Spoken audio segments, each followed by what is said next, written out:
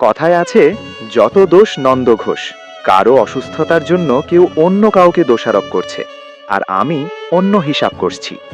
12 তারিখ বনাম 12 তারিখ, সংসদে না যেতে দেওয়া বনাম না যেতে পারা, সিঙ্গাপুর বনাম সিঙ্গাপুর, ব্রেইন সার্জারি বনাম ব্রেইন সার্জারি।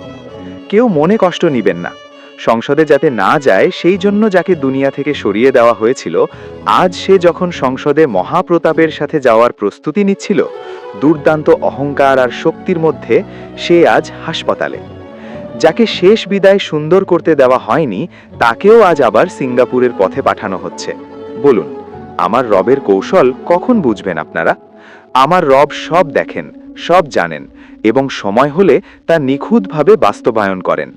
প্রথম দিন থেকেই বলছি, আজও বলছি, যতদিন আমার ভাই হত্যার বিচার এই রাষ্ট্রে হবে না, যুগের এই শ্রেষ্ঠ মুজাদ্দিদের চূড়ান্ত শান্তি ও স্থিতিশীলতা কখনোই দেশে ফিরে আসবে না।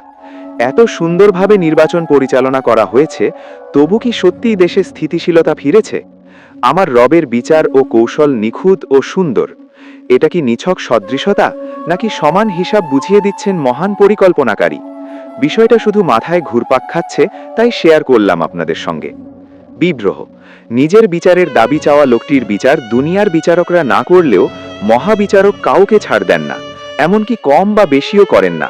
আপডেট: দ্বিতীয় দফা অস্ত্র পাচার চলছে নাকি? সেম ঘটনা আগে অন্য কারো বেলাতেও ঘটেছে। আহ, এটা আমার এলোমেলো ভাবনা।